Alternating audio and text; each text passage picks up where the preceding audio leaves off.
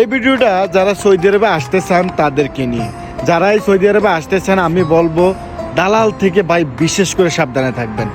অন্তত পরিচিত লোকের মাধ্যমে আসেন, যে যারা আসলে কাজ দিবে, যে আপনাকে আনার পরে কাজ দেবে। সৌদি আরবের অবস্থা খারাপ, ঠিক আছে, তারপরেও মানুষ হাজার হাজার লক্ষ লক্ষ মানুষ ইনকাম করতে আছে, দেশে পাঠাইতে আছে।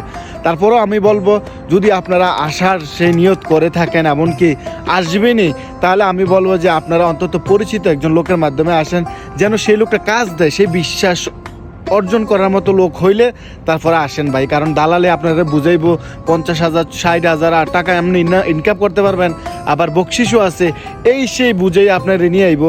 আনার পরে আপনারা মরুভূমি ছেড়ে দিল, তারপরে আপনি খাইয়া না শুইয়া থাকবেন বইয়া, এই হলো দশা। অনেক লোক আমি দেখতেছি এই কয়েকদিন ভিডিওতে আসতেছে 500 টাকা 700 টাকা 800 টাকা বেতন আসতেছে, দালালে বুঝাইছে। আসার পরে এটা 15,000 20,000 হইলো, এই দিক থেকে সেই দিক থেকে টিপস হইবা, আসার পর আপনি 50-60,000 টাকা কামাই করে নেবেন ভাই।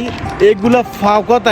এখনকার সময় ফাও কথা। যখন সেবাকা চলে আসছে, কাজ চলে আসছে, সেই সময় থেকে মানুষের বকশিস জিনিসটা খুবই কমে গেছে। তাই আমি বলবো ভাই, যদি বিদেশ আসতেই চান তাহলে একজন পরিচিত মানুষ, ভালো লোকের মাধ্যমে আসবেন, এইটাই মেন কথা। আবার যে দালাল কোন লোক ভালো আছে, আপনার পরিচিত কোনো লোক যে কাজ দিবে এমন বিশ্বস্ত লোক হইলে তারপরে ভাই আসেন, এটাই আমি বলবো।